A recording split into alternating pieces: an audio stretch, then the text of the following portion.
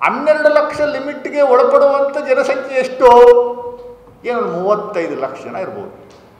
35 ಲಕ್ಷ ಜನಕ್ಕೆ income tax 12 lakh ರೂಪಾಯಿ ಲಿಮಿಟನ್ನು ಕೊಡಬಿಟ್ಟು 147 ಕೋಟಿ ಜನಸಂಖ್ಯೆಗೆ ಅನುಕೂಲ ಆಗಿರೋ ರೀತಿಯಲ್ಲಿ ಬಿಂಬಿಸುವಂಥ ಕೆಲಸವನ್ನು ಮಾಡ್ತಾ ಇದ್ದೀರಲ್ಲ, ನಾಚಿಕೆ ಆಗಲ್ವ ನಿಮಗೆ? ಸಾಮಾನ್ಯ ಮನುಷ್ಯನಿಗೆ ಆಮ್ ಆದ್ಮಿನಿಗೆ ಏನು ಕೊಟ್ಟಿದ್ದೀರಿ ಅದು ಹೇಳ್ರಿ. ಯಾವುದನ್ನ ಒಂದು ಕಾರ್ಯಕ್ರಮ ಕೊಟ್ಟಿದ್ದೀರೇನ್ರಿ ನೀವು? ಪುಟ್ಗಟ್ಲೆ right from morning to evening ಮಾಧ್ಯಮಗಳ ಮುಂದೆ ಬಂದು ಪುಂಕಿ ಊದ್ತಿರಲ್ಲ, ಹೇಳಿ ದಯಮಾಡಿ. ಇದು ಬಹಳ ಸ್ಪಷ್ಟವಾಗಿದೆ. ನಿನ್ನೆ ಮಂಡಿಸಿದಂಥ budget it's not Indian budget, it was the budget of Bihar. Because Bihar election they want to win. Budget of Delhi they want to win. Last time 2024-25 ಸಾಲಿನಲ್ಲಿ ಇದೇ ನಿರ್ಮಲಾ ಸೀತಾರಾಮನ್ ಅವರು ನರೇಂದ್ರ ನಿತೀಶ್ ಕುಮಾರ್ ಮತ್ತು ಚಂದ್ರಬಾಬು ನಾಯ್ಡುನ ಓಲೈಸ್ಕೊಳ್ಳುವಂಥದಕ್ಕೇ ಇಲ್ಲಿ 46,000 ಕೋಟಿ ಪ್ಯಾಕೇಜ್ನ ಘೋಷಣೆ ಮಾಡಿದ್ರು. ಆಂಧ್ರಾಗೆ 43,000 ಕೋಟಿ ಘೋಷಣೆ ಮಾಡಿದ್ರು. ಈಗ 78,000 ಕೋಟಿ ಘೋಷಣೆ ಮಾಡಿದ್ದಾರೆ ಪ್ಯಾಕೇಜ್ನ ಬಿಹಾರಕ್ಕೆ. ನಮ್ಮ ರಾಜ್ಯದ 19 ಜನ ಎಂ ಪಿಗಳಿದ್ದಾರೆ, 5 ಜನ ಮಂತ್ರಿಗಳಿದ್ದಾರೆ. ಏನು ತಂದ್ರಿ? ದಯಮಾಡಿ ಹೇಳಿ ಸ್ವಾಮಿ.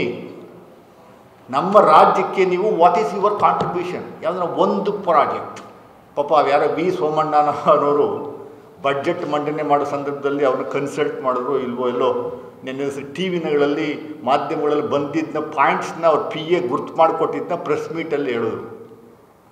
ಅದೆಷ್ಟರ ಮಟ್ಟಿಗೆ ಅವರ ನಾಲೆಡ್ಜ್ ಇದೆ ಅನ್ನುವಂಥದ್ದಕ್ಕೆ ಅದೊಂದು ಸ್ಪಷ್ಟ ಉದಾಹರಣೆ. ಲಾಸ್ಟ್ ಟೈಮ್ ರೈಲ್ವೆ ಇಲಾಖೆ ರೈಲ್ವೆ ಅಭಿವೃದ್ಧಿಗೆ ಕರ್ನಾಟಕಕ್ಕೆ 7,564 ಕೋಟಿ ಘೋಷಣೆ ಕೊಟ್ಟರು. ಈ ಸರಿ 7,565 ಕೋಟಿ ಅಂತ ಅಂದರು. ಅಂದರೆ 9 ಕೋಟಿ ಜಾಸ್ತಿ ಮಾಡಿ ಇವರೇ ಹೇಳ್ತಾರೆ. ಲಾಸ್ಟ್ ಟೈಮು ಕೊಟ್ಟಿದ್ದು ಹಣ ಎಲ್ಲಿಗೋಯ್ತು, ಎಷ್ಟು ಖರ್ಚಾಯಿತು, ಎಷ್ಟು ಬಂತು ಅನ್ನುವಂಥದ್ದು ಹೇಳಿ. ಲಾಸ್ಟ್ ಟೈಮು ಘೋಷಣೆ ಮಾಡಿದ್ದಂಥ ಯೋಜನೆಗಳನ್ನೇ ಈ ಸರಿ ಮರು ಘೋಷಣೆ ಮಾಡಿದ್ದಾರೆ ಅಷ್ಟೇ. ಒಂದು ಪೈಸಾ ಏನೂ ಕೊಟ್ಟಿಲ್ಲ. ಅದರಿಂದ ನಮ್ಮ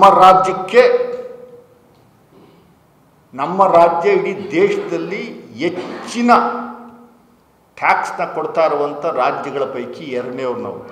V stand number 2 in the country. You know what is the amount of tax we are paying to the centre? All the taxes, GST ಇರ್ಬೋದು, ಇನ್ಕಮ್ ಟ್ಯಾಕ್ಸ್ ಇರ್ಬೋದು, ಕಸ್ಟಮ್ ಟ್ಯಾಕ್ಸ್ ಇರ್ಬೋದು, ವ್ಯಾಟ್ ಇರ್ಬೋದು, ಎಲ್ಲವೂ ಸೇರಿ 8ರಿಂದ 10 ಟೈಪ್ ಆಫ್ ಟ್ಯಾಕ್ಸಸ್ಗಳಿದ್ದಾವೆ. ಎಲ್ಲವೂ ಸೇರಿ ನಮ್ಮ ರಾಜ್ಯದಿಂದ ವರ್ಷಕ್ಕೆ ಕೇಂದ್ರಕ್ಕೆ ಕಳಿಸ್ತಾ ಇರುವಂಥದ್ದು 4.95 ಲಕ್ಷ ಕೋಟಿ. ಒಂದು ಲಕ್ಷ ಕೋಟಿಯಷ್ಟು ನಮ್ಮ ರಾಜ್ಯದಿಂದ ಕೇಂದ್ರಕ್ಕೆ ಕೊಡ್ತಾ ಇರುವಂಥ ಟ್ಯಾಕ್ಸ್. ನಿಮ್ಮ ಫೈನಾನ್ಸ್ ರೆಗ್ಯುಲೇಷನ್ಸ್ ಇದೆಯಲ್ಲ, 15th ಪೇ ಕಮಿಷನ್ ಮತ್ತು 16th ಪೇ ಕಮಿಷನ್ ಏನು ರಚನೆ ಮಾಡಿದ್ರಿ, ಆ ಫೈನಾನ್ಸ್ ಗೈಡ್ಲೈನ್ಸ್ ಪ್ರಕಾರನೇ ಯಾವ ರಾಜ್ಯದಿಂದ ಎಷ್ಟು ಟ್ಯಾಕ್ಸ್ನ ಕಲೆಕ್ಟ್ ಮಾಡ್ಕೊತೀರಿ ಆ ರಾಜ್ಯಕ್ಕೆ ವಾಪಸ್ಸು 42% ಕೊಡಬೇಕು ಅಂತ ಇದೆ ನಿಮ್ಮ ಗೈಡ್ಲೈನ್ಸು, ನಿಮ್ಮ rule. 42% of the total amount of tax which you collect from the states should be returned back. That is the guidelines. ಅಂದರೆ ಎಷ್ಟು? 5 ಲಕ್ಷ ಕೋಟಿ 42% ಅಂದರೆ ಎಷ್ಟು ಅಧ್ಯಕ್ಷರೇ? 2 ಲಕ್ಷ ಕೋಟಿ ನಮ್ಗೆ ವಾಪಸ್ ಕೊಡಬೇಕಾಗಿರುವಂಥ. ಎಷ್ಟು ಕೊಡ್ತಾ ಇದ್ದೀರಿ? ಲಾಸ್ಟ್ ಟೈಮ್ ಎಷ್ಟು ಕೊಟ್ರಿ? 53,000 ಕೊಟ್ರಿ. 53,000 ಕೋಟಿ ಅಷ್ಟೇ ಕೊಟ್ಟಿದ್ದು. ಅದಕ್ಕೆ ಹಿಂದೆ 49,000 ಕೋಟಿ ಕೊಟ್ರಿ. ಈ ಸರಿನೂ we can expect only 50,000 crores, not more than that. ಅಂದರೆ ನಮ್ಮ ರಾಜ್ಯಕ್ಕೆ ನೀವು ಪ್ಯಾಕೇಜ್ ಏನು ಕೊಟ್ರಿ, ಏನು ಕಾರ್ಯಕ್ರಮ ಕೊಟ್ರಿ, ಏನು ಯೋಜನೆಗಳನ್ನ ಕೊಟ್ರಿ?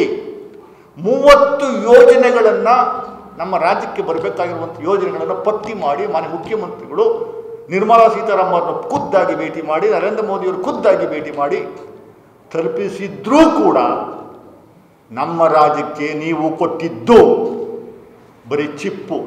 ಎತ್ಕೊಳ್ಳಿ ಸರ್, ನೋಡಿ ಇದು ಚೊಂಬು, ಇಟ್ಕೊಳ್ಳಿ.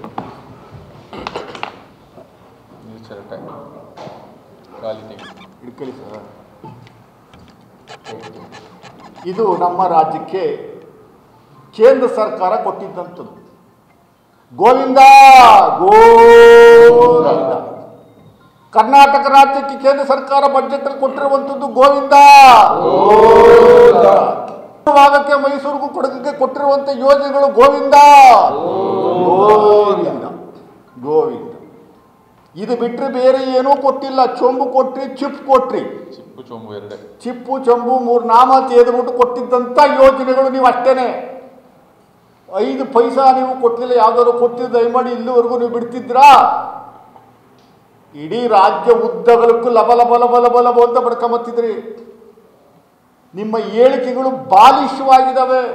ಪ್ರಹ್ಲಾದ್ ಜೋಶಿ ಅವರ ಹೇಳಿಕೆ ಬಾಲಿಶವಾಗಿದೆ. ಇಂಡಿಯಾ ಕೊಟ್ಟರೆ ಕರ್ನಾಟಕ ಕೊಟ್ಟಂಗಂತೆ. ಕರ್ನಾಟಕ ರಾಜ್ಯ ಟ್ಯಾಕ್ಸ್ನ ಮತ್ತೆ ನೀವು ಕಲೆಕ್ಟ್ ಮಾಡಿ ಊರವ್ರಿಗೆಲ್ಲ ಹಂಚ್ತಾ ಇದ್ದೀರ ಸ್ವಾಮಿ. ಅದನ್ನ ಹೇಳಬೇಕು. ನಮ್ಮ ರಾಜ್ಯಕ್ಕೆ ನೀವು ಕೇಂದ್ರ ಸರ್ಕಾರ ಈ ಬಾರಿ ಕೊಟ್ಟಂಥದ್ದು ಬರೀ 3 ನಾಮಿನ ಗೋವಿಂದ ಅಷ್ಟೇ.